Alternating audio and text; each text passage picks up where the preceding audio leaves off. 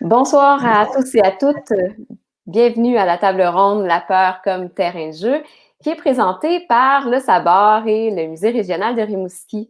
On doit dire que cette table ronde est aussi le lancement du 118e numéro de la revue Le Sabor, que ma collègue Ariane vous présente, sur le thème monstre.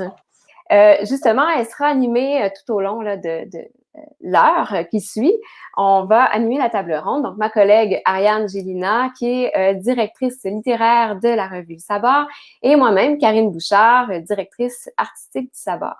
Avant d'introduire nos trois invités, donc je vous dis pas tout de suite qui sont-ils, quelques mots sur le Sabor. Donc, d'abord, il faut savoir que le Sabor est une revue unique de création en art visuel et en littérature, principalement en poésie et en art contemporain et actuel, qui existe depuis 1983 et qui est basée à Trois-Rivières.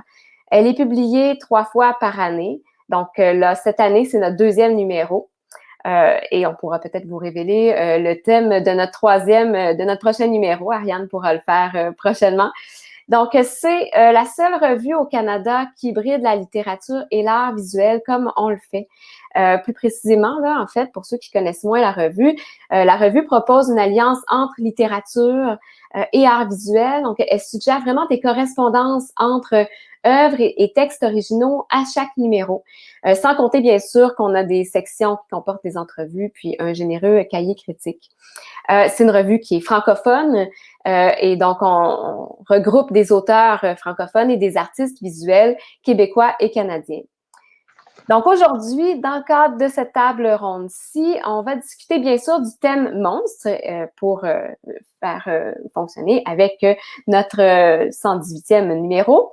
Avant tout, par contre, précisons que les monstres sont aussi à l'honneur dans l'exposition qui s'intitule Parmi les monstres des artistes visuels Pierre et Marie. C'est une exposition qui va avoir lieu au musée de Rimouski et que vous pourrez visiter dès le 13 juin prochain. Et pour nous en parler, j'aimerais inviter la commissaire et conservatrice d'art contemporain du musée de Rimouski, Ève de Garnier-Lamangue, avec qui on a aussi réalisé une entrevue dans l'une des sections du numéro Monstre qui s'appelle Fil créatif. On pourra vous en redonner quelques informations plus tard. Donc, on inviterait Ève de Garnier-Lamangue à nous en dire plus sur l'exposition. Et si j'ai bien compris, l'exposition porte sur de toutes nouvelles œuvres là, de Pierre et Marie. Donc, en gros, Ève, qu'est-ce que le public va pouvoir voir dans cette exposition-là? Bonjour Karine, bonjour Ariane. D'abord, je veux vous remercier en fait, puis remercier le Sabor d'avoir pensé au Musée régional de Rimouski pour ce lancement spécial. Hein. Je pense que c'est peut-être la première fois en fait que le Musée régional de Rimouski collabore officiellement avec le Sabor. Puis j'avoue que c'est vraiment le fun. On est tellement contents parce que non seulement vous avez vraiment une revue de très, très grande qualité, mais en plus, je pense qu'on a plusieurs valeurs en commun. T'sais, entre autres, cette question de la multidisciplinarité. On essaie aussi justement dans notre programmation de plus en plus là, d'avoir cette approche-là qui est pluridisciplinaire, qui va lier les arts visuels à la littérature ou dans notre cas, parfois aussi à la danse, à différentes disciplines scientifiques et tout et tout. Donc, c'est vraiment un honneur en fait. On est très, très heureux, le Musée régional de Rimouski, d'être là avec vous ce soir pour le lancement du 118. Puis oui, comme tu l'as mentionné, Karine, on est en train de préparer cette première exposition, en fait, en milieu muséal, ce premier solo en milieu muséal de Pierre et Marie au musée. Alors, on va en fait commencer le montage de l'expo déjà la semaine prochaine. Tu sais, je vous dirais qu'aujourd'hui, on était en train de magasiner la peinture, puis des activités très, très glamour comme ça de commissaire en début d'expo. Alors, ouais, c'est une expo qui est assez extraordinaire. Nous, on avait commencé cette collaboration-là il y a peut-être 2-3 ans déjà. Puis, en fait, s'il n'y avait pas eu de pandémie, l'expo a été présentée l'été dernier. Fait que d'une certaine façon, on est vraiment chanceux parce que ça nous permet de faire cette collaboration-là avec vous, entre autres choses. Puis aussi, l'expo, à ce moment-là, qui comprend en effet plusieurs corpus inédits, autant des sculptures, des œuvres installatives, des œuvres sonores aussi. Tu sais, quand même quelques belles surprises. Ben, je pense que cette exposition-là, elle n'aurait pas la même portée, ou du moins, elle n'entraînerait pas une réflexion peut-être aussi complexe qu'elle le fera cette année, là, en pleine pandémie. Mm-hmm. Ben justement, c'est ça. J'allais te poser la question, comment s'est développée la préparation de l'exposition, mais je vois que vous êtes dans les derniers préparatifs. Puis, dans le fond, pour reprendre un petit peu ce que on avait parlé dans l'entrevue de Fil Créatif, j'aurais aimé que tu nous parles peut-être de la relation entre commissaire et Pierre et Marie. Donc, ta relation des derniers mois avec Pierre et Marie jusqu'au déroulement de l'exposition.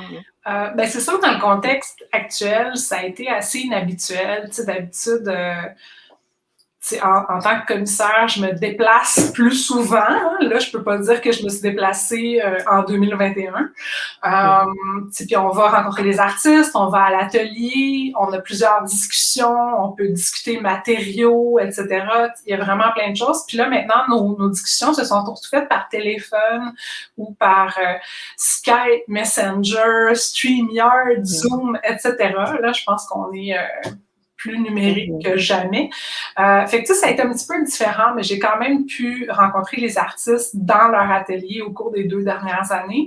Mais là, donc, on a eu surtout des conversations, en fait, à distance, autour des œuvres, puis surtout autour aussi des problématiques qui nous intéressent, parce qu'on a quand même plusieurs intérêts communs, sans avoir exactement les mêmes référents ou les mêmes connaissances. Puis ça, c'est vraiment le fun, parce que ça fait qu'on peut avoir de super belles discussions, autant sur la question de l'ère numérique que sur la crise environnementale, l'éco-anxiété, toutes ces questions aussi de l'âge de surveillance ou du capitalisme de surveillance. On a aussi partagé plusieurs lectures, ce qui était vraiment le fun. Moi, j'adore faire ça. Ce qui fait que on a lu ou relu 1984, par exemple.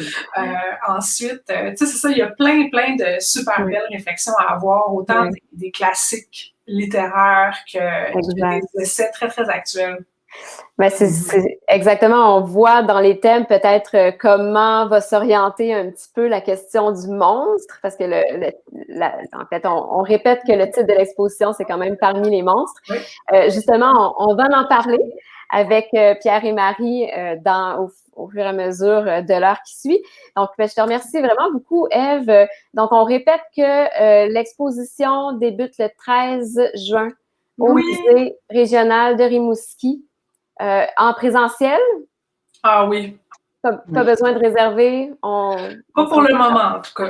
Mais on va voir. Mais dans le fond, ça va super bien. Le musée, c'est un milieu aussi qui est très, très, très sécuritaire. Au Bas-Saint-Laurent, on ne fait pas exception. Là, donc, ce sera encore une fois, en fait, même en pleine pandémie, le Bas-Saint-Laurent et le musée Régional de Rimouski va être une escale estivale. Puis ça sera vraiment à ne pas manquer avec Pierre et Marie. On va vraiment s'éclater. Sans blague, là, c'est à la fois donc, vraiment hyper trippant, mais aussi hyper sérieux. Là, on peut vraiment avoir des discussions extraordinaires. Donc, à ne pas manquer. Puis, pour commencer, dans le fond, vous pouvez déjà lire Le Sabbat. Pour parler plus brièvement du thème monstre, là, je vais laisser la parole à ma collègue Ariane. Oui, avec plaisir. D'ailleurs, pour l'exposition Parmi les monstres, Karine et moi, on a déjà prévu d'y aller. Alors, c'est jusqu'au 10 octobre. Il nous reste à déterminer la date où on va se rendre à Rimouski pour la voir lorsque l'exposition sera ouverte. Ça n'a pas manqué. Et le thème des monstres, un thème qui est tellement fascinant, qui est celui de notre numéro qu'on lance ce soir. Il ne faut pas se laisser leurrer ici par le rose en couverture qui peut sembler tendre. Ça dissimule tout plein de monstres qui sont parfois doux, des fois un peu moins. Et aussi, il y a toute l'idée de la peur qui se retrouve énormément dans ce numéro-ci, et c'est pas pour rien que l'événement qui nous rassemble ce soir s'intitule La peur comme terrain de jeu. Dans ce numéro-ci, les auteurs et les artistes ont abordé la peur et les monstres de différentes manières, parfois plus classiques. Certains ont abordé des terreurs un petit peu plus fondamentales, comme celle de la nuit, la forêt, des inspirations qu'on peut sentir qui viennent des contes également. Mais cela dit, il y a aussi la peur et le monstre intériorisé. À notre époque, ça va un peu de soi aussi, cette monstruation interne, graduelle, les monstres se retrouvant forcément multiformes dans les pages de ce numéro 118. Et pas seulement dans la crainte, il y a également la curiosité qui est beaucoup convoquée à l'intérieur des créations, qu'elles soient dans les textes, en nouvelles, en poésie, dans les œuvres visuelles. On va flirter avec l'inquiétude, l'inquiétante étrangeté, la psyché qui peut être parfois enténébrée, les faux semblants, les faux fuyants. L'idée du masque également se retrouve parfois. Est-ce que les gens sont réellement ceux que l'on croit ou est-ce qu'ils se dissimulent sous des artifices? Alors, on se retrouve avec une belle invitation par l'entremise de 15 artistes, donc 10 auteurs, autrices, 5 artistes visuels à courtiser crainte, angoisse et aussi fascination. Parmi ces 15 artistes-là, alors là, on va révéler qui est avec nous ce soir. Donc, ils sont 3 et je vais vous les présenter. Alors, du côté des auteurs, si nous avons une autrice avec nous et elle va probablement apparaître de façon magique puisque nous sommes et voilà, merci Nathalie à la régie. Alors, Camille Deslauriers, bonsoir, bienvenue, avec ma voix. Bonsoir. Camille, qui est professeure en création littéraire à l'UQAR depuis quelques années, elle est membre du collectif de rédaction de la revue XYZ, qui est une revue spécialisée en nouvelles, qui existe depuis un bon moment. Elle a publié 3 recueils de nouvelles. Camille aura peut-être l'occasion de nous en parler, mais ça paraît que le texte bref, le fragment, ça la passionne beaucoup. Elle a publié chez l'instant même 2 recueils, Femme Boa, Au trouble, au pluriel, qu'on voit à l'écran, et sont plus récents, mais j'espère qu'il y en a un qui s'en vient, parce que moi, je le dis à chaque fois que j'ai l'occasion, je suis femme des nouvelles de Camille Deslauriers. Alors, j'espère qu'il y en a un qui s'en vient. Alors, le dernier, c'était Les ovaires, l'hypothalamus et le cœur. C'est paru chez Hamac en 2018. Camille Deslauriers dirige le BREF. Et qu'est-ce que ça veut dire, BREF? C'est Bureau de recherche et création sur les espaces fragmentés. Alors, je vous disais qu'elle aime le fragment. Et ça se passe à l'UQAR. La nouvelle qu'elle publie dans le 118 du Sabord, elle s'intitule La ménagerie de rock et ça vient d'un projet de collectif inédit dont on va parler. J'espère qu'il s'appelle Plus loin que la pointe. On va en parler, n'est-ce pas, Camille? Merci. Bonsoir et bienvenue. Pierre et Marie, qui vont apparaître à leur tour, si Régie Nathalie le veut bien. Oui. Alors, bonsoir à vous deux. Merci d'être avec nous pour parler de monstres, de peurs, etc. Vous êtes des artistes autodidactes, donc Pierre Brassard et Marie-Pierre Lebeau-Lavoie, et vous formez depuis 2008 le duo d'artistes Pierre et Marie. Vous avez plus d'une trentaine d'expositions individuelles et collectives à leur actif. Là, je vais passer comme ils, plutôt qu'au vous. Ils ont présenté leur travail au Musée national des beaux-arts de Québec, dans différents centres d'artistes, des maisons de la culture. On voit des extraits, et des galeries québécoises. Et leurs œuvres font partie de plusieurs collections. On a parlé avec Karine et Ève tantôt. Leur première exposition solo s'en vient et vous avez vraiment de quoi être fiers. C'est dans pile 2 semaines au moment où on se parle. Alors, on va entrer dans le vif du sujet. J'ai presque envie de dire dans les crocs du sujet, étant donné qu'on va parler de monstres et de peurs. Et c'est Karine qui aura l'honneur, la première, de déployer ses griffes avec la question. Je sais pas si je vais déployer mes griffes, mais bref, d'abord, je voudrais vous remercier, Pierre et Marie et Camille, d'avoir accepté notre invitation. C'est vraiment un plaisir de vous voir. On vous a publié, mais là, c'est vraiment intéressant d'être avec vous dans cette table ronde-ci.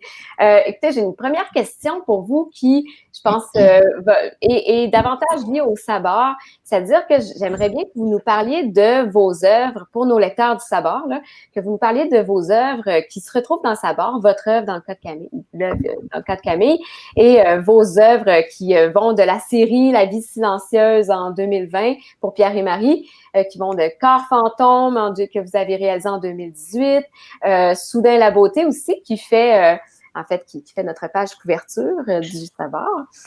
Donc, je commencerai peut-être avec Pierre et Marie. Est-ce que vous pouvez nous parler un petit peu de la genèse de ces œuvres-là, plus précisément, là, qui se retrouvent dans le 118, dans le Sabord 118?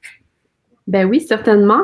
Peut-être commencer par le début, c'est-à-dire par l'œuvre qui se trouve en couverture du Sabord. Donc, Soudain la beauté, scène 1.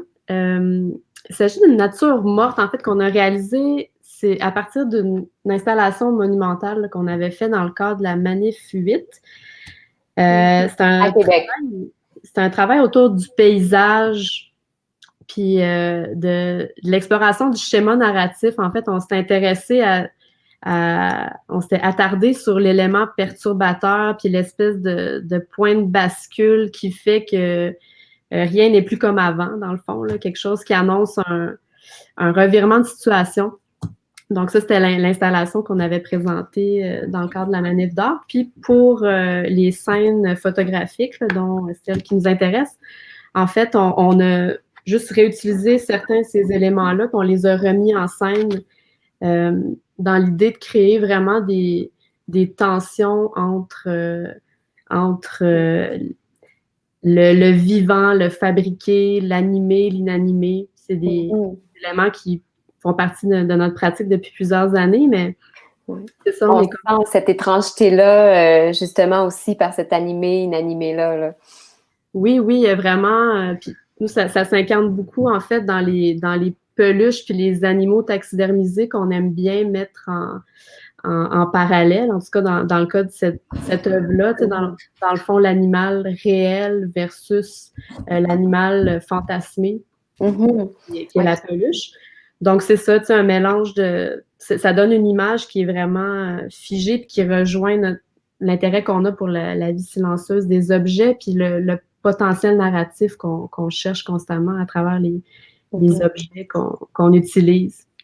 La peluche, elle est là aussi là, dans votre série récente, La vie silencieuse. Oui, vraiment.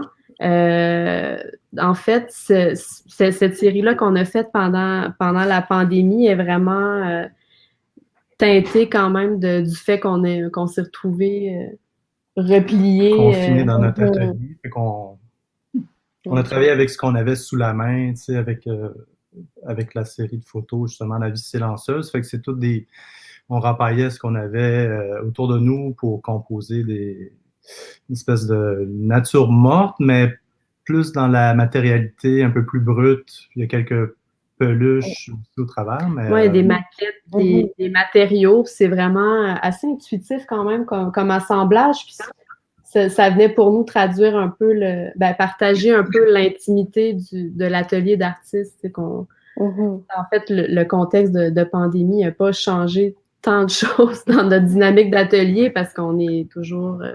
c'est très solitaire quand même. On est nous deux, mais on est 95% du temps tout seul dans l'atelier. Ouais. Mais on a envie de travailler. Justement, on voit ces sculptures-là qui, si j'ai bien compris, vont peut-être se retrouver au musée de Rimouski, justement, dans l'exposition du musée là, de Rimouski le 13 juin prochain. Oui, dans une version un peu plus achevée que ce qu'on peut voir à l'écran, mais c'était pas mal On achevait pas mal rendu là. Donc, on aura le temps d'en reparler, ça, je crois, au fur et à mesure de la table ronde. En fait, je passerai à Camille. Camille qui a créé le texte La ménagerie de Rock, pardon. Et c'est un texte original en fait, qui a été publié pour la première fois là, dans le Sabord. Camille, est-ce que tu voudrais nous en parler un petit peu plus, là, la genèse de cette œuvre-là?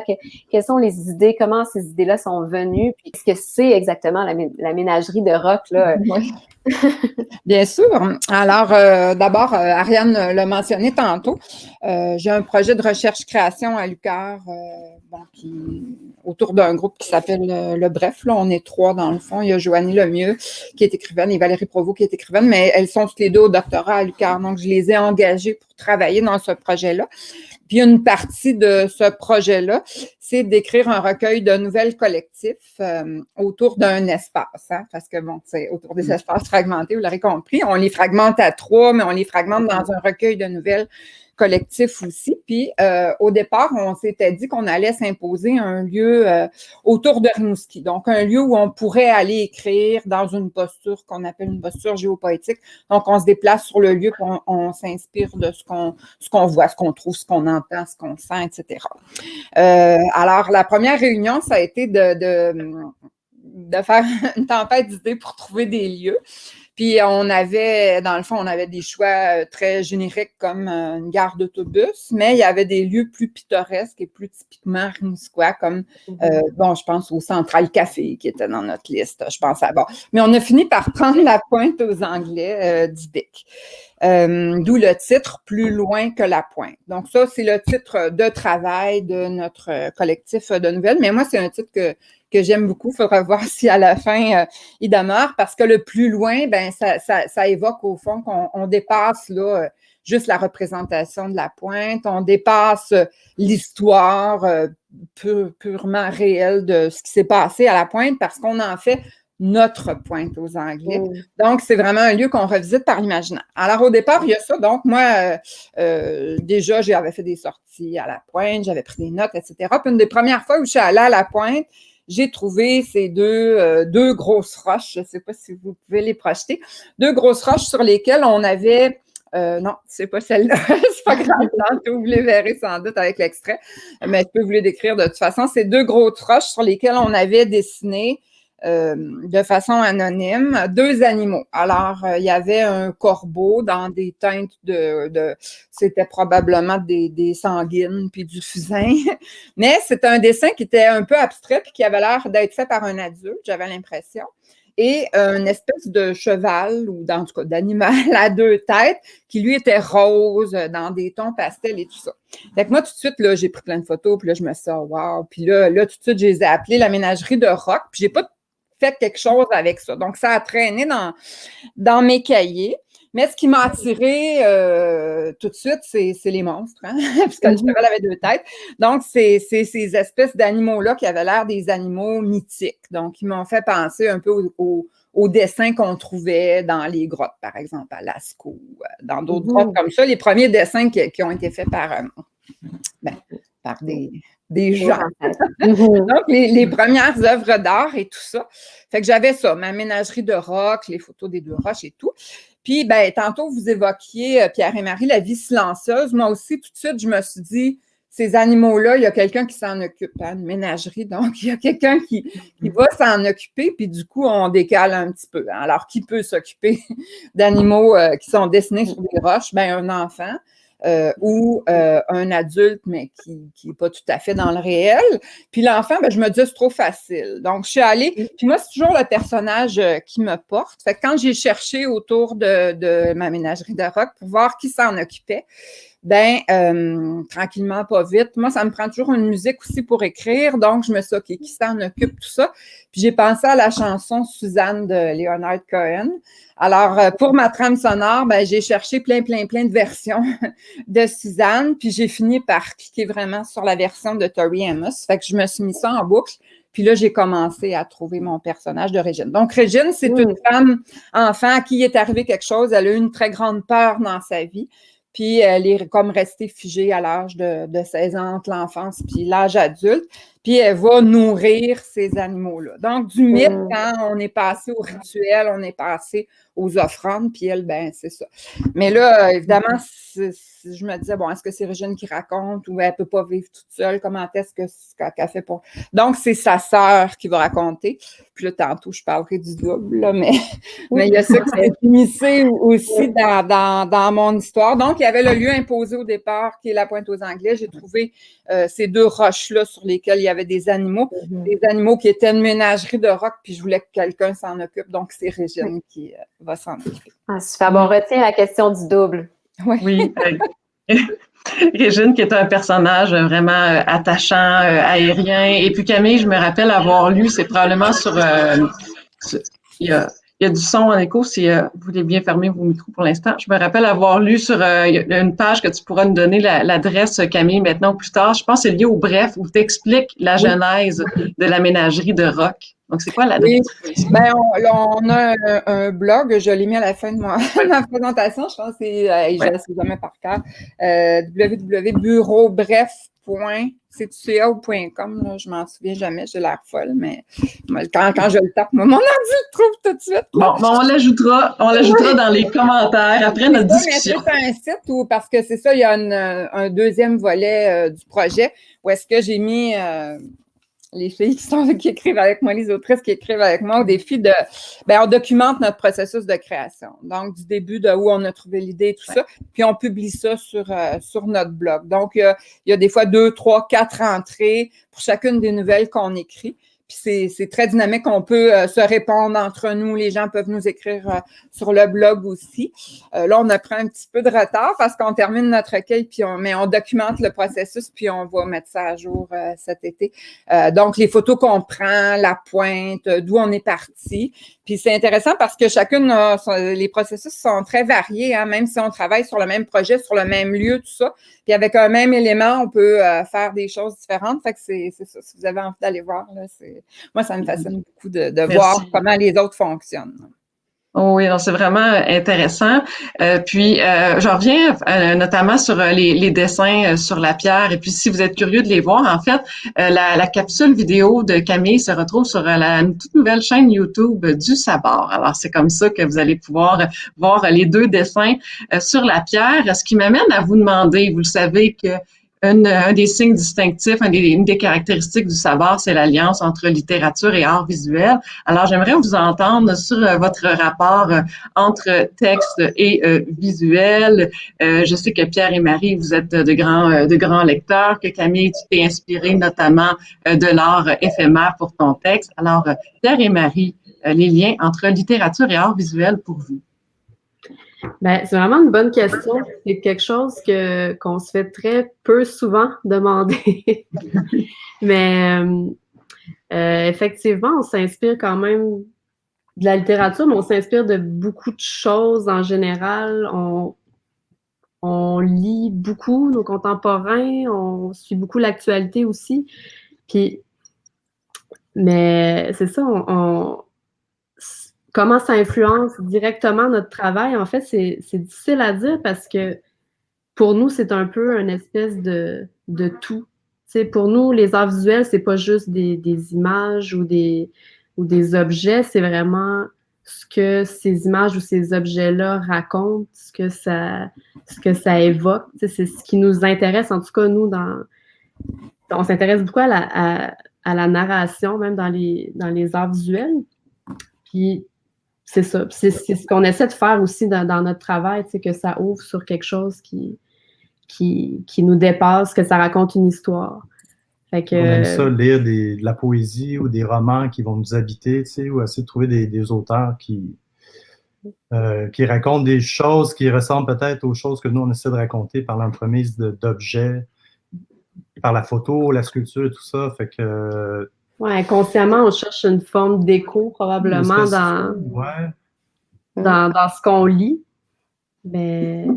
Fait que c'est une façon pour nous d'essayer de puiser un peu d'inspiration, de voir un peu aussi comment que les auteurs perçoivent le monde actuellement. Donc, pour nous, c'est vraiment dans toutes sortes de lectures. Oui, c'est une forme de poésie, c'est ça qui qui dépasse un peu notre discipline. Je sais pas, j'arrive pas vraiment à l'expliquer clairement. En fait, absolument, mais c'est très évocateur, par exemple, dans cette œuvre-ci qui m'apparaît extrêmement narrative. Et puis, on pourrait écrire des dizaines et des dizaines d'histoires à partir de celle-ci. Là, elle est tellement énigmatique et inspirante. Encore fantôme. Encore fantôme 2018. C'est bien ça. Oui. Moi, j'ai entendu dire en tout cas que vous lisiez beaucoup, Ève et vous, là, autant de la littérature que des trucs peut-être plus théoriques, etc. Donc, en fait, côté, c'est ça, côté littéraire, en tout cas, j'ai l'impression que vous êtes très foisonnant. C'est ça, ça fonctionne bien. Oui, on a eu des beaux échanges constructifs. Comme disait Ève, elle nous a fait replonger dans 1984. On ne s'attendait pas à relire ça cette année. Mais ouais, il y a eu l'âge du capitalisme de surveillance aussi sur lequel on a échangé beaucoup dernièrement, mais vraiment dans tous les spectres. Dense, mais qui est super intéressant là, sur la vision des algorithmes, disons, puis de tout ce que ça peut... comment ça influence nos comportements. Puis, ouais. Mais puis ça a passé par les tragédies grecques aussi. Là, c'est allé un peu dans tous les sens, mais c'était vraiment stimulant comme échange autour de l'exposition qu'on prépare. Oui, dystopie, algorithme, on sent aussi un petit intérêt que je pourrais qualifier de post-apocalyptique. Vous avez aussi travaillé sur les emojis. Je ne sais pas si on peut voir l'œuvre. Oui, alors voilà. Oui, vraiment, c'est une fascination qu'on a depuis plusieurs années. En fait, c'est l'emoji qui est comme un espèce de raccourci émotionnel qui est utilisé des centaines de millions de fois par jour. Puis il y a une forme de fascination qu'on a pour ça, dans le sens que c'est un langage qui est tellement universel, instantané. Tu sais, c'est vraiment un outil de communication vraiment puissant. Puis, mais en même temps, ça fait évoluer le langage, puis il y a une espèce de... Il y a une espèce de perte de subtilité aussi du langage avec tout ça. Tu sais, c'est fou comment juste une image, un pictogramme va venir remplacer un mot, une intonation, une émotion. Tu sais, c'est vraiment des dessins qui sont chargés émotivement. Fait qu'on trouve ça intéressant de se pencher là-dessus, pas nécessairement de manière à dénoncer ça en disant que ça fait... ça cause une espèce de perte là, de subtilité dans le langage, mais on a une forme de fascination pour ça aussi, puis on les utilise beaucoup. Fait qu'il y a cette espèce de dichotomie-là qui est intéressante avec cet objet qu'on a utilisé, surtout en photo. Ouais. Puis qui se retrouve bien mis en valeur, je trouve, dans les pages du savoir, si je peux me permettre de le dire. Alors, Camille, pour ta part, je crois que tu t'inspires, entre autres, d'art éphémère et puis que l'art visuel fait partie de tes sources d'inspiration. Ah oui, ça, clairement. Moi, les œuvres d'art m'interpellent vraiment très, très fortement, puis immédiatement, parce que je vois un parallèle avec la nouvelle. Hein. C'est tout de suite un univers ou un micro-univers, une œuvre d'art, qu'on parle d'une sculpture comme d'une peinture ou d'une photographie. Pour moi, c'est un moment qui est cristallisé, puis c'est narratif aussi, là, si je fais du pouce sur qu'est-ce que Pierre et Marie disaient. Donc, pour moi, c'est ça, c'est très narratif. Eux, ils cherchent là, le contraire, mais moi, c'est ça, ça raconte tout de suite une histoire. Donc, c'est sûr que tous mes livres, je pense, font référence à des œuvres d'art qui sont parfois référentielles. Donc, parfois, je vais m'inspirer d'un tableau qui existe. Là. Mettons d'un tableau de Frida Kahlo ou d'un tableau de Dali. Mais parfois, c'est des œuvres qui sont fictives aussi. Donc, par exemple, dans Femme Boa, mon premier livre, ben c'est une femme peintre qui est à peu près, je pense, surréaliste, qui laissait, on peut mettre la page couverture, là, mais c'est pas important non plus. Donc, la femme boa, c'est une femme qui laisse des tableaux et des œuvres partout où elle passe. Puis ces œuvres-là vont confronter, dans le fond, les autres personnages du recueil, mais c'est une femme qui est très fuyante aussi, puis qui laisse ces œuvres-là comme des pots de papier. Donc, c'est l'image de la mue, là. Donc, déjà, dans mon premier recueil, hein, il y avait ça, il y a une femme peintre. Dans mon deuxième recueil, Au trouble, ben ça se passe dans une école secondaire où il y a entre autres des cours d'art plastique. Puis comme mes personnages restent jamais très longtemps dans le réel, ben tout ce qu'ils voient en art plastique, les œuvres qui sont, pardon, il y a un chat qui a fait du bruit là, qui sont très évocatrices. Ben, vont les faire dériver vers le rêve, vers l'imaginaire, vers le fantasme, etc. Donc, je me sers vraiment de tableaux qui auraient été présentés dans les cours d'art plastique pour évoquer très fortement. Mais c'est ça, pour moi, c'est comme des condensés, les œuvres d'art qui vont me servir dans mon écriture, comme si c'était un dialogue, dans le fond, avec des œuvres d'art. Bon, si je prends un roman qui est dans un tiroir, là, qui est inachevé, qui s'appelle Femme de Xylem, ben j'ai une femme sculpteur qui a un jardin de sculptures qui sont des épouvantails, mais des épouvantails très, très créatifs, là. Puis elle appelle ça ses femmes de Xylem.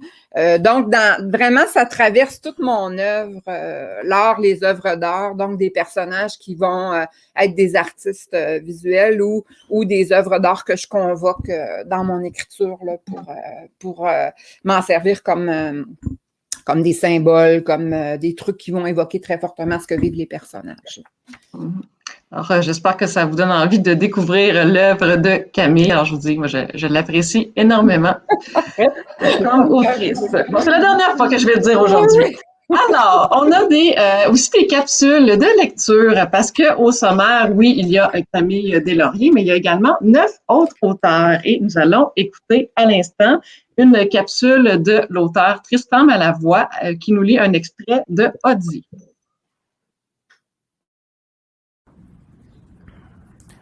La première fois que je t'ai vu, Odie, c'est ce qui m'a frappé d'abord. Tu avais l'air bien, calme, presque contenté. Devant ton corps d'un brun orangé indéfinissable, je me suis pris, moi, que l'idée de la mort pétrifie, à craindre moins de mourir. Si ce qui nous attend est une sérénité aussi absolue, un tel silence de haute montagne, de quoi au juste avons-nous peur? Mais il n'y avait pas que ça, l'émotion était plus profonde. Tu étais bel et bien là, Odie, présent, je veux dire. En observant les photos de toi dans les journaux, à la télé, ton bras gauche replié sur ton torse comme le mien quand je fais la sieste, je n'aurais pas été étonné de te voir t'animer, te redresser à demi, promener un regard plein de flegme alentour et t'étirer avant de continuer ta route.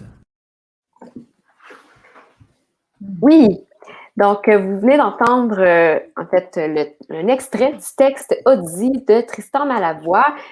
Donc on peut peut-être montrer ici dans la revue, ça se présente comme ça. Tristan Malavoie qui est jumelé avec l'artiste visuel Cindy Phoenix dans la revue 118 du Sabord.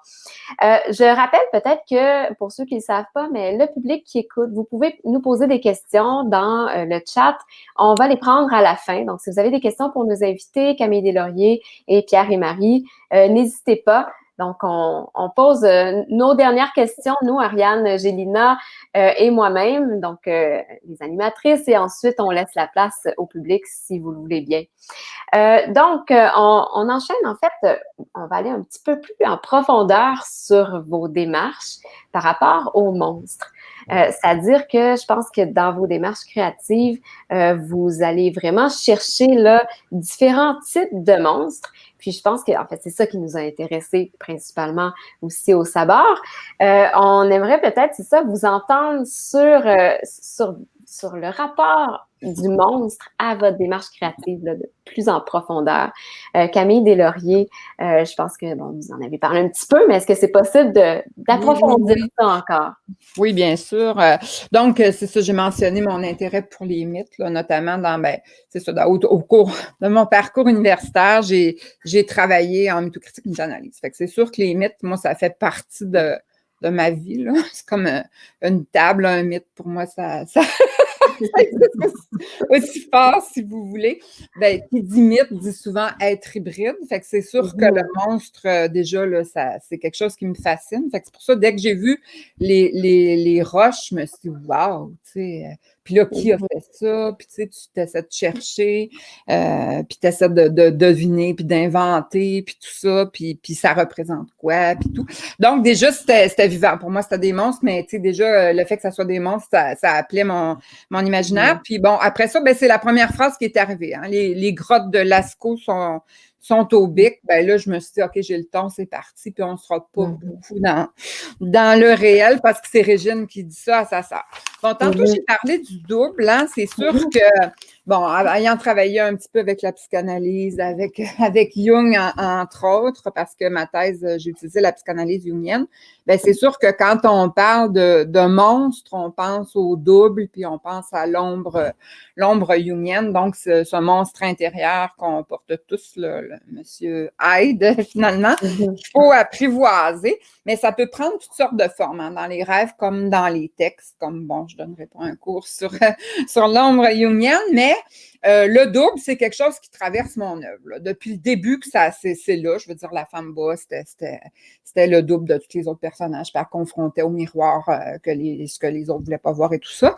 Mais le double, c'est aussi les deux sœurs, parce que dans mon texte, ben, j'ai dit, c'est la sœur qui est plus rationnelle, qui travaille à l'ISMER, puis qui est imaginaire, là, mais je veux dire, c'est quelqu'un qui existe juste dans ma tête, c'est pas vraiment quelqu'un qui travaille à l'ISMER, mais elle est rationnelle, puis elle essaie de comprendre qu'est-ce que sa sœur y dit, puis qu'est-ce que sa sœur y raconte, puis elle essaie de... Mais elle l'aime beaucoup, beaucoup. Pour moi, ça, c'est important parce que c'est un texte aussi sur l'amour inconditionnel d'une sœur qui s'occupe pour toujours de sa sœur qui est restée comme prisonnière de l'enfance. Fait qu'on avait la raison, puis on avait la déraison. Fait que les deux sœurs, c'est le double, c'est sûr et certain que ça m'a amené vers mes thèmes fétiches, dans le fond. On revisite souvent nos mêmes fantasmes, nos mêmes métaphores obsédantes, hein, qui traversent notre œuvre. Donc, c'est sûr que les deux sœurs, pour moi, symboliquement, il y a ça. Bon, après, bon, on peut l'interpréter jusque-là ou pas l'interpréter jusque-là, puis c'est ma vision du texte. Les lecteurs en font bien qu'est-ce qu'ils veulent après, mais c'est sûr, pour moi, le monstre, ça va jusque-là. Une espèce de femme à deux têtes, puis une qui est raisonnable, puis l'autre qui ne l'est pas du tout, mais qui est dans la poésie, puis que j'aime beaucoup. C'est un personnage auquel je suis très attachée, Régine, puis qui comme la Suzanne de Leonard Cohen, là, qui me fascine, avec qui j'aimerais cohabiter. Fait que c'est tout ça qui transparaît dans le texte, enfin, que j'ai essayé de faire transparaître dans le texte. Et qui transparaît, je confirme, très bien aussi. En fait, c'est intéressant parce que on évoquait un peu la question de l'enfance. Puis le rapport entre le monstre et l'enfance, on le retrouve aussi chez Pierre et Marie. Et donc, en fait, Pierre et Marie, le titre de votre prochaine exposition, c'est Parmi les monstres. Vous avez gardé ce titre-là. En fait, ça fait longtemps, je pense, qu'il était décidé. C'était d'abord un titre de travail, c'est devenu le titre de l'exposition. Donc, on voit que les monstres sont très présents aussi dans votre travail. Est-ce que vous pourriez nous en parler peut-être des différentes déclinaisons de vos monstres? On en a vu quelques-uns avec Camille. Et là, Pierre et Marie, c'est autre chose aussi. Donc, voilà. C'est ça, c'est une idée, en fait, qui est là depuis quand même assez longtemps dans notre travail, mais l'idée la figure du monstre, vraiment concrètement, ça s'est matérialisé assez récemment, là, en fait. Quand on a commencé à travailler sur l'exposition pour le Musée régional de Rimouski, c'est-à-dire qu'on ça faisait suite à notre précédente exposition qui était Une lumineuse fin du monde. Puis, on était à ce moment-là habité par le sentiment de catastrophe imminente, puis les opinions très polarisées, la crise climatique, tension sociale, tout ça, le climat anxiogène. Évidemment, on ne savait pas qu'il allait avoir une pandémie entre nos deux expos. Fait que là, c'est venu prendre vraiment une toute autre ampleur qui dépasse un peu l'idée de nature au bord de l'épuisement. Puis c'est ça, nous, on se questionnait en fait à savoir comment comment tout ça, ça a un impact sur nous, comment ça nous influence. Donc, ça nous a amené un peu à l'idée de... En fait, comme on peut voir sur les photos Parce aussi que qui tous se ces trouvent dans le événements-là, ça sabord. vient comme nous modeler, tu sais, veut pas, tu sais, nous, on pensait à nos enfants aussi dans tout ça, tu sais. Comment ils se construisent à travers tout ça, tu sais. Fait que c'est comme une espèce de... Excuse-moi, je te coupe. C'est correct. L'idée de métamorphose, puis de mutation, puis de transformation, c'est vraiment venu consolider l'impression persistante qu'on a eue dans la dernière année d'être parmi les monstres. C'est depuis de perdre un peu ses repères, d'être dans un monde familier, mais en même temps, des fois, tellement étranger de par, de par sa violence ou de par tout ce qu'on a mis tantôt, les opinions qui sont tellement tranchées sur tout, puis on est tellement bombardé d'informations. Fait qu'on l'idée du monstre est un peu apparue comme ça. On a décidé On avait envie de créer des espèces de mutants, tu sais, qui anthropomorphiques, tu sais, puis de, bon, partir de cette idée-là pour construire l'expo, puis c'était comme la prémisse un peu de l'expo qui va être en cours sous peu, mais c'est ça, on partait de ça pour... il y a les formes à la fois humaines et il y a comme il va y avoir deux grands personnages, puis deux espèces d'animaux mutants entre deux états, puis on trouvait ça intéressant aussi l'idée qu'ils sont comme parasités par quelque chose, par la peur peut-être, mais il y a une atmosphère un peu inquiétante, mais en même temps empreinte de tendresse aussi. Sont comme les personnages, ils ont une allure très, très grotesque, mais ils ont tous été fabriqués. Leur squelette, en fait, il est en peluche, ce qui leur donne une espèce de... On peut les reconnaître, on va pouvoir le voir en s'approchant, mais c'est ça, ça leur donne... Ils sont comme un peu difformes, mais sont créés à partir d'un élément qu'on peut reconnaître, puis ils ont une forme d'humanité encore. Fait que cette espèce de tension entre tendresse et gravité, ou c'est inquiétant, c'est fascinant, mais... C'est ça dans votre travail. Ce qui est intéressant, c'est qu'il y a cette idée-là du ludique au départ, mais qui va rapidement vers quelque chose de l'ordre de l'inquiétante étrangeté. Il y a quelque chose de latent, là. Donc, on le sent très bien. C'est ça, puis c'est ça, différents types de monstres, hein, donc des monstres qui sont matérialisés en fait, par des corps, mais qui renvoient à la monstruosité de la société à quelque part aussi, si j'ai bien compris. Donc, c'est vraiment, vraiment intéressant. À notre vulnérabilité, puis notre fragilité aussi, notre humanité, en fait. Exact. On va passer déjà à la deuxième capsule de lecture, lecture de texte de Raphaël B. Adam. C'est son texte Palingénésie, ici. Voilà, donc qui est présenté dans le sabord, numéro 118.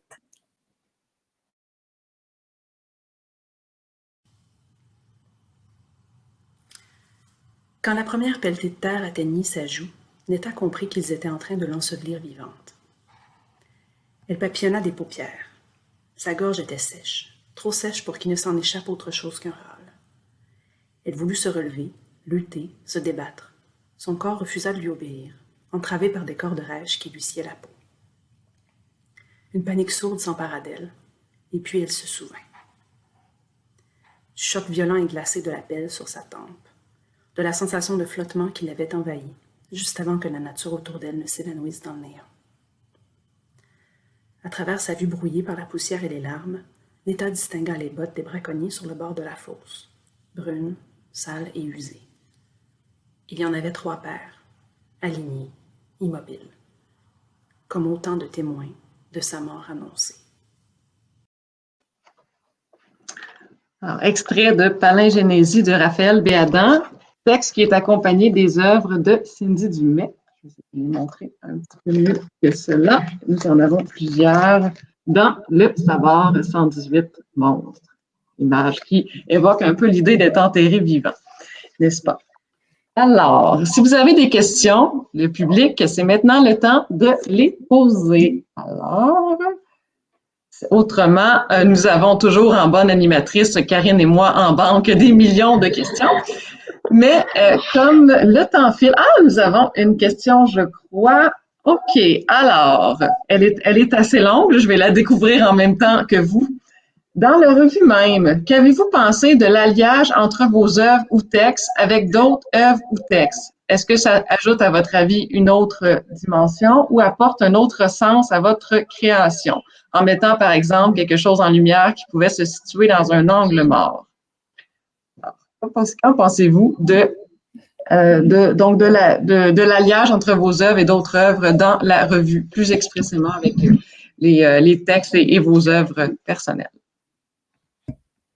On pourrait commencer avec Camille. Oui, ben écoute, moi, j'ai trouvé, on est loin à Rimouski, je sais pas sur ça, mais j'ai trouvé le numéro dans ma boîte postale aujourd'hui. Fait qu'honnêtement, j'ai pas lu les autres textes, là, mais j'ai vraiment hâte de les lire. Par contre, là, moi, je suis toujours fascinée du jumelage que vous faites. Je l'ai quand même. Mais c'est ça, je suis toujours fascinée du jumelage que vous faites avec les artistes visuels, hein. Puis c'est ça, je trouve que vous allez chercher l'essence vraiment de ce qu'il y a dans nos textes. Puis chaque fois, je suis interloquée, je me dis, waouh, ça donne vraiment une autre dimension à mes textes. D'abord, le Cindy Phoenix ici, il y a les couleurs, il y a l'enfance, il y a les couleurs chaudes que je décris qui reviennent dans mon texte et tout ça. C'est cette espèce de... on voit les mains ou les bras des personnages qui sont avec des doigts multiples ou des bras multiples. Donc, ça évoque le mythe pour moi. Hein. Puis bon, c'est ça, les couleurs qui rappellent les premières œuvres, là, les couleurs de terre aussi, donc la scope, tout ça. Fait que là, j'écoute une analyse bien naïve de l'œuvre d'art, mais ça, ce dialogue-là, ça me fascine. Puis après, ben c'est sûr que c'est comme un recueil. Hein? C'est un recueil où on trouve autant des fragments que des nouvelles, que des poèmes et tout ça.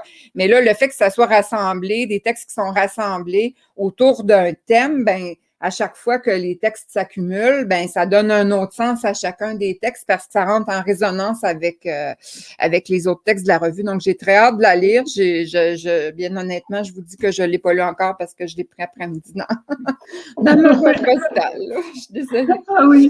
Eh bien, on travaille fort, Karine et moi aussi, justement, pour cet alliage-là entre texte et visuel. Alors, merci. Merci beaucoup. Je dois ajouter aussi le travail incroyable de notre graphiste Dominique Mousseau, qu'on va certainement remercier à la fin, mais ça mérite quand même un soulignement particulier, là. Elle fait un travail exceptionnel, là. Oui, elle contribue de près au mouvement, que ce soit de point de vue chromatique, dans la disposition. Alors, le Sabord doit énormément à notre designer graphique qui est Dominique Mousseau. Alors, c'est justement, Pierre et Marie, par rapport à l'alliage, aux alliances texte et visuel. Dans votre cas, vous êtes en couverture. Alors, c'est certainement que cette découverte-là n'a pas dû vous déplaire. Alors, vous êtes les seuls 5, parmi les 5 artistes au sommaire qui sont en couverture, parce que malheureusement, on ne va pas tous les mettre. Et autrement, vous vous retrouvez avec Ayavi Lake, avec son texte. Il faut absolument que je vois le titre pour pouvoir le lire. Butyrosphaermum par qui le cycle. Et vous êtes également associé à Louis-Philippe Hébert avec la Galerie des monstres, qui est une suite poétique avec des enfants dans des bocaux. Alors, je rebondirais sur ce que Camille mentionnait tout à l'heure. C'est incroyablement stimulant de voir notre travail qui est associé avec un auteur, une autrice. On a trouvé que, surtout avec Louis-Philippe Hébert, que le match était vraiment très, très inspirant. Puis en fait, nous, quand on crée une œuvre, on lui apporte pas nécessairement, on l'enferme pas dans un sens qui est très défini. Dans la question, je pense qu'on nous demandait dans le fond si ça détourne le sens original. Je suis d'avis qu'on peut jamais vraiment détourner le sens original en tout cas dans le cas de nos œuvres. Chacun chacun peut le lire de la manière, On de la aime manière dire que qu'il c'est souhaite. des micro-récits ouverts, tu sais, souvent, donc il n'y a pas vraiment d'interprétation arrêtée. Fait que c'est ce qu'on aime aussi. Donc, avec Louis-Philippe Hébert de La Marche, c'est parfait. Ça colle au bout. L'idée La difformité, des les protubérances. protubérances dans le format, les tout. Donc, il y a comme un espèce de dialogue là, qui se crée entre les différents petits personnages, mais qui sont pas tout à fait... il y a comme une étrangeté à tout ce poème-là, je trouve, qui fit avec ce qu'on fait, justement. C'est vraiment stimulant parce qu'après, même, on regarde nos propres œuvres puis on y voit autre chose, tu sais, puis c'est super, puis tu sais, c'est sûr que d'être en couverture, c'était une belle surprise. On est très... Juste le corbeau en couverture, moi, j'étais là. Ils sont même allés chercher un écho. Je ne sais pas si c'était voulu, mais en tout cas, c'est ça. On se dit, waouh, c'est comme si tous les textes étaient condensés. Vous faites vraiment des bons choix, puis la revue est magnifique. Il y a vraiment une finesse. Sinon, on n'a pas eu le temps de la lire au complet, mais tous les textes qu'on a lus, il y a vraiment. Ils se répondent même pas nécessairement juste dans le match d'un artiste visuel avec un texte. Il y a vraiment quelque chose de global qui. Oui, ça se démultiplie. Oui. Il y a des liens à faire, en fait, avec les différents artistes et différents textes. C'est ça, je rappelle peut-être pour ceux qui nous écoutent, c'est que le Sabord fait vraiment ça. En fait, c'est pas l'idée d'avoir un artiste qui va travailler à la fois le texte et le visuel. C'est vraiment de prendre des artistes visuels et des artistes littéraires. Puis c'est nous, Ariane et moi et notre équipe, Marie-Ève, Dominique, qui mélange ça en fait pour créer vraiment une revue hybride, là. Voilà. Je pense qu'on pourrait peut-être passer à la dernière capsule. Ariane, je te laisse là. Oui, tout à fait. Je m'apprêtais justement à la présenter et avant ça, je voulais justement un petit peu poursuivre sur le mouvement sur lequel on travaille, Karine et moi, dans le choix des œuvres. Et c'est pas pour rien que vous êtes rassemblés, Camille et Pierre et Marie aussi. Par exemple, je vais vous montrer cette œuvre-ci qui est juste avant le texte de Camille. Nous, on voyait beaucoup de parenté aussi dans vos créations. Et pour nous, ça allait de soi qu'elles devaient se fréquenter de près. Et on avait très envie de vous rassembler pour justement vous entendre.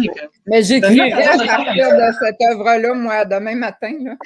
Oui, et il y a aussi le fait que, ben aussi, il y a le musée qui est à Rimouski, Camille également, avec la pointe aux Anglais. Il y avait, on le souhaite de mettre à l'honneur aussi, le Bas-Saint-Laurent. Alors, justement, parlant de Bas-Saint-Laurent, la dernière capsule, qui est un extrait de la ménagerie de rock de Camille, lui rend hommage et on va l'écouter à l'instant.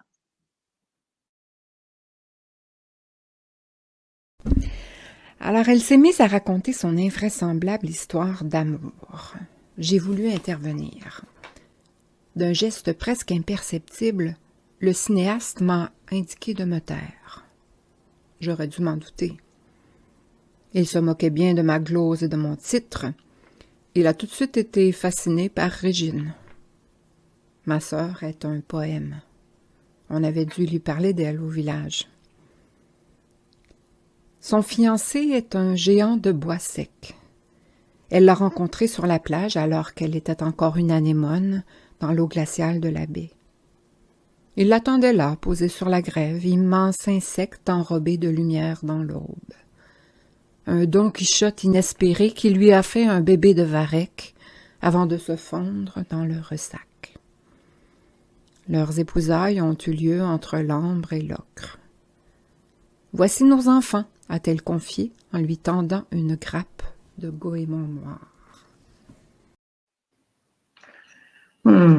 Bel extrait de la ménagerie de rock qui se retrouve dans le Sabord. Camille, tu veux ajouter quelque chose là-dessus? Ouais, juste, il faudrait mentionner une œuvre de Romji qui laisse des œuvres un peu partout au Bas-Saint-Laurent, puis il en laisse souvent à la pointe aux Anglais. Alors, ça en est une qui était à la pointe aux Anglais, puis qui n'a pas manqué de me fasciner, évidemment.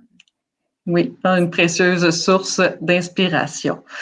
Alors, ça fait bientôt 1 heure que nous sommes ensemble. Alors, le temps est venu de refermer cette table ronde, ce lancement du numéro 118 autour du sujet La peur comme terrain de jeu.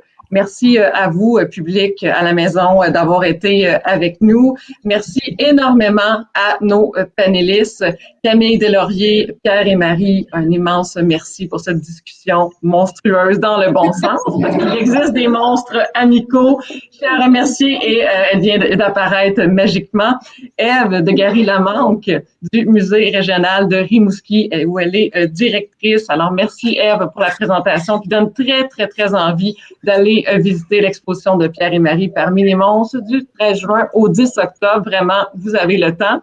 Conservatrice. J'ai pas la promotion de directrice. Je ne prétendrai pas non plus à ce titre. Mais oui, on se voit au musée très, très bien. Oui. Désolée. Alors, et Nathalie, que j'aimerais, si elle veut bien apparaître pour qu'on la remercie. Nathalie qui a été en régie.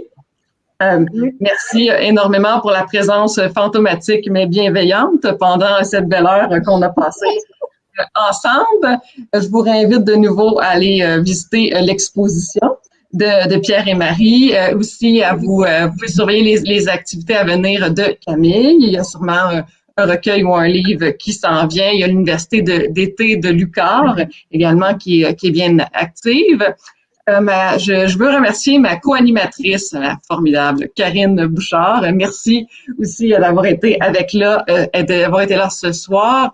Marie-Ève Francoeur, qui est coordonnatrice du Sabord et qui nous écoutait. Également, Dominique Mousseau, notre designer graphique des plus talentueuses. Merci. Et merci à toi, Ariane Gélina, directrice littéraire, qui fait beaucoup pour le Sabord. Et c'est beaucoup grâce à elle et toute l'équipe aussi, mais que le Sabord se porte de mieux en mieux. Voilà.